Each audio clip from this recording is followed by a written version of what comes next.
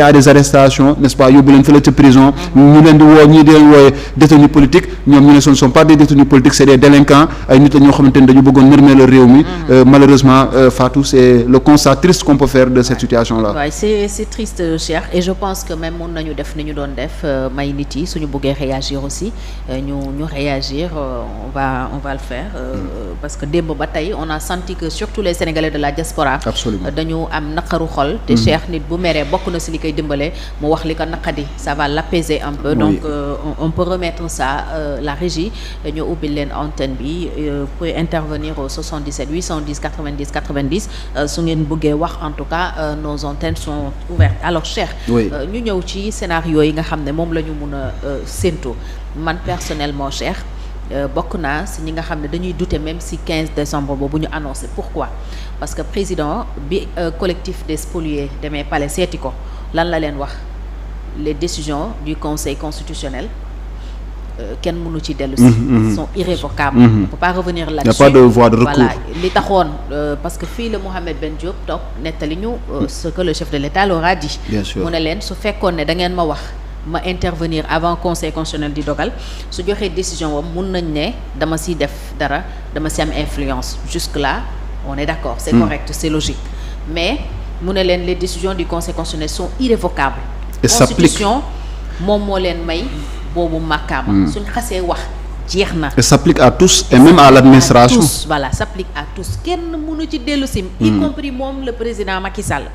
Donc moom mu joxe assurance ne élection présidentielle day am, convoqué na le corps électoral, li ñu war a def yëpp def nañ ko. Mais président Macky Sall xëy benn samedi ñëw indil ñu yu kenn xamul noo koy tuddee ak fan la ko teg. Qu'est-ce qui se passe dans ce pays lu jar ñu reporter une élection présidentielle? Ban crise moo fi am Cheikh? Les preuves dont on parle là, yow gisagum nga leen. Gisaguma ko. Mais même les députés qui sont à l'Assemblée n'ont pas vu de preuve, hein. ñu bëgg sur la base de supposition ñu dàq lu toll ni élection présidentielle, perturber la logique démocratique bi nga xam ne Sénégal tegu na ci depuis 1963. Qu'est-ce qui ne s'est pas passé dans ce pays entre Abdou Diouf, Abdoulaye Wade, entre Senghor et Mamadou Dia? Et je rappelle même au niveau du Conseil constitutionnel en 1993, on a assisté à l'assassinat. Vice-président. Absolument. Le président a démissionné. Deewul boobu sax fekk na voté nañ ba pare, on était à l'étape de proclamer des résultats. Mais loolu mënoon na suspendre le processus peut-être, parce que il y a des choses quand même qui se disaient. Nous n'étions pas peut-être encore assez conscients en 93, mais ñu ko fekkee ñu ko dund nettali nañ ñu ko. Donc il y avait beaucoup de raisons yu mënoon a tax ñu dellu si ci situation boobu. Ça n'a pas été fait. On a poursuivi le processus, joxe résultats yi, Sénégal continue di avancer parce que Cheikh dafa am ay acquis yoo xam ne il faut des années pour que ñu am ko. Absolument. Les Amath Dansokho, les Abdoulaye Wade, les Ibrahima Sène, ñoom ñëpp dañoo xeex ba ñu am le code consensuel de 92. le code Kéba Mbaye ñu jàppoon ne Sénégal dootul dellooti ginnaaw ci yenn. allo mi allo salaamaaleykum. maaleykum. comme dugg na ba pare di insister ñu jël ko yëkkatil kàddu gi tuuti ñu ngi lay nuyu allo. allo. mi ngi ci biir mais on l'entend faiblement allo. donc Cheikh. ñooñu ñëpp xeex. ñu am acquis démocratique allo. allo ñu ngi lay dégg. allo.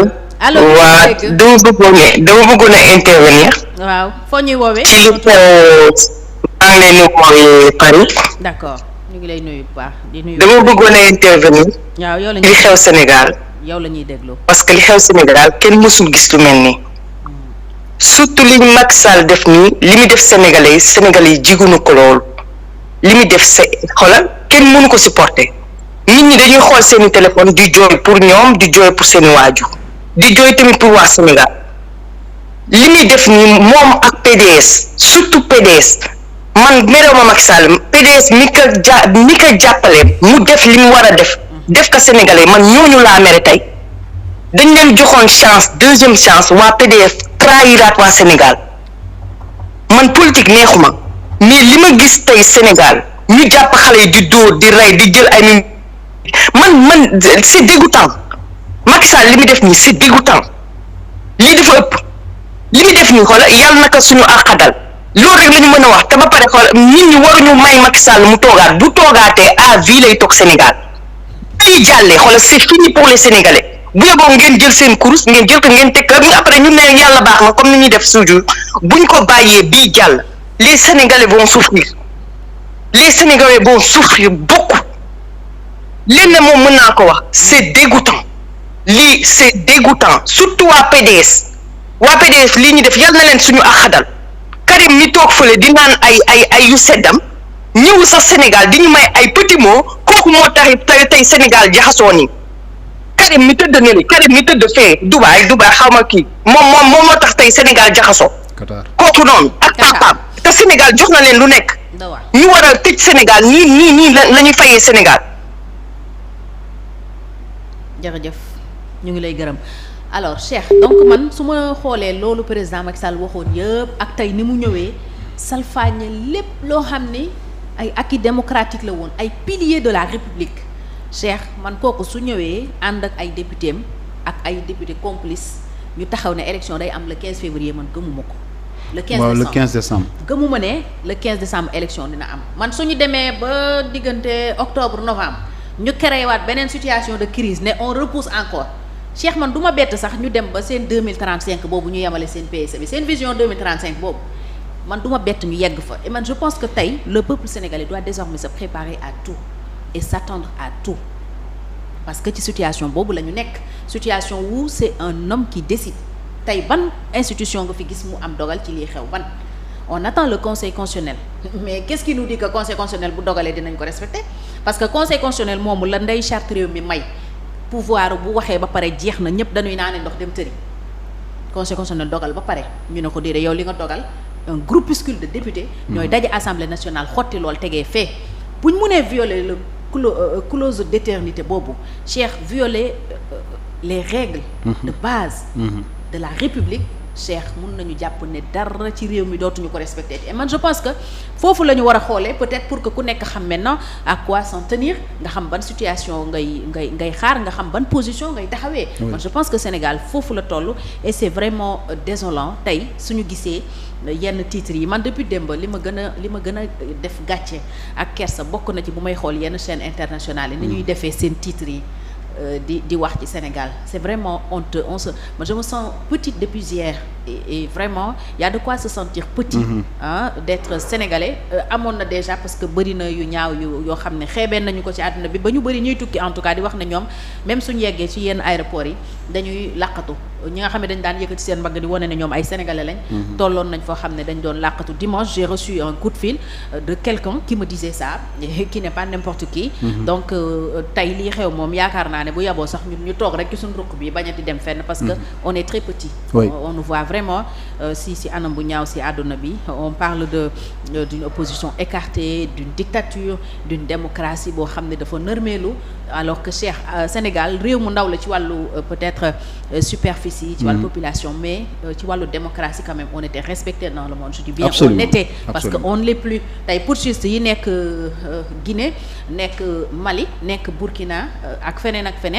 nañ jàpp ne bon ñu ngi reetaane bien sûr donc gis nañu bon Fatou encore une fois li nga wax am na solo mais dafa am tey vraiment principal problème bi ñu am mooy dañu am njiit gi nga xamante ni nit ñi mënatuñu basé wu ci kàddoom nit ñi mënatuñu tënku ci kàddoom pour yaakaar ne lii dina ko def wala du ko def parce que quand même le président Macky Sall nous a montré qu'on ne pouvait pas en tout cas se fier à sa parole parce que moom moo ñu ne lu mu métti conseil constitutionnel décidé na te dañuy dem élection kooku moo toog à la dernière minute pour des questions de soupçons aussi légères parce que aussi le Parti démocratique sénégalais n'a pas brandi de preuves. Il nous parle de connexions douteuses. Bu ñu amoon ay preuves, Cheikh, gëm naa ne génnee nañu. Non, ils n'ont aucune preuve. Moi je pense qu'ils n'ont pas de preuves, c'est un prétexte. Non. Mais xam nga loolu day wone rek un peu c'est que le président Macky Sall c'est un habitué de calcul parce que dafa ko xamante ni moom dafa jàpp ne en fait 1 + 1 = 2 à tout point de vue. Donc moom loolu la jàpp il a une résonance, il a une façon de raisonner très mathématique. Mais dafa xamul ne mbiru yàlla donc parfois ça dépasse notre logique yàlla day am programme am nga am sa programme mais xam nañ ne programme yàlla mooy am et puis le crime parfait n'existe pas tu as beau écarter des opposants mais il va arriver un moment où peut-être n'est-ce pas si sa filet yooyu noonu dina am kenn ku si rëcc kooku mooy doon peut-être ki nga xamante ni mooy régler n'est-ce pas la question par rapport ak ñi nga néewal doole. par rapport ak il est l'exemple parfait. absolument donc gis nañ ko fii mais Fatou su ma xoolee président Macky Sall gis PDS man damay am naqar parce que je me dis les Sénégalais en tout cas à ce jour gis nga rek tout malheur est bon à quelque chose. Au moins on a su n'est-ce pas se fixer définitivement. N'est-ce pas sur certains. Et sur certaines personnes et sur certains partis. Le Parti démocratique sénégalais aujourd'hui on est sûr d'une chose, c'est un parti qui est contre le peuple, c'est un parti qui complote contre le peuple sénégalais. On a vu aussi que l'APR aussi qui est né du Parti démocratique sénégalais. Donc xam nga tey nit ak doomam duñu benn gaa mais bu ñu xoolee seeni ADN suñu boo xoolee seeni gène dinañ am dina am li nga xamante ni mooy voilà au-delà des dissemblances il y a des ressemblances. Donc te ñi constitué woon PDS aussi ñoo constitué li nga xamante ni mooy l'Alliance pour la République. Donc tey PDS ak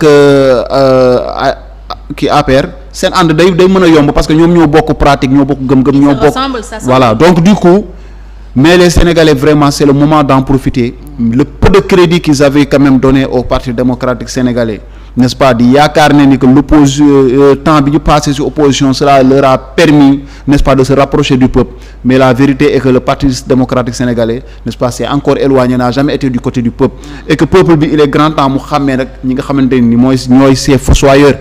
Donc fossoyeurs yi désormais moi je me dis il faut inscrire le Parti démocratique sénégalais, n'est-ce pas, parmi ces gens là yi nga xamante ni ñoo nërmeelal suñu démocratie ñoo ko delloo ginnaaw. Mais su ma nee Parti démocratique sénégalais je parle aussi du président Macky Sall parce qu'il est issu quand même de ce parti là. Quand bien même il a tracé sa voie, mais on a vu que wiiri jaari ndaare ginnaaw bi mu tracé voie mbaay voie PDS mais tey aujourd'hui, n'est-ce pas, ñoom daje nañu déggoo mujj doon Gloria. Donc mais lan la fi changé Cheikh président Macky Sall bi mu ñëwee léegi lan la fi def lu wuteeg li fi nekkoon. Il y a pas de changement. Il y a pas de changement. La rupture qu'on nous avait vendue, mais on l'a pas vu. Non, xam nga le président Macky Sall moom depuis mu falu je pense que il a oublié ses slogans de campagne. Parce que nag dafa am loo xamante ni malheureusement slogan de campagne kese la patrie avant le parti, il y a son petit frère, n'est-ce pas, Aliou Sall qui le rappelait, nee na moom du mës a nangu kenn di pousse président Macky Sall muy reporter élection. Cette vidéo est devenue virale, mais malheureusement je pense qu'il n'a pas eu le temps de donner ce conseil-là à son frère pour qu'il le mette en pratique, ou bien il lui a donné ce conseil, mais bon il a un frère qui s'est entêté, il a fait ce qu'il a voulu faire. Mais en tout cas en tout état de cause tey dañuy constater li nga xamante ni mooy président Macky Sall def na ko. Président Macky Sall jox na li nga xamante ni il a donné beaucoup de coups à la démocratie sénégalaise te loolu du tey la commencé. Président Macky Sall moo fi dem bureau de vote, n'est-ce pas, il n'était pas muni de toutes ces pièces pour pouvoir voter. On a vu que le président Macky Sall a forcé. ñu ngi fàttaliku feu Sidi Lamine Niass la mu jotoon a wax ci président Macky Sall nee na président jaay doole la. Encore une fois on le voit ça s'explique.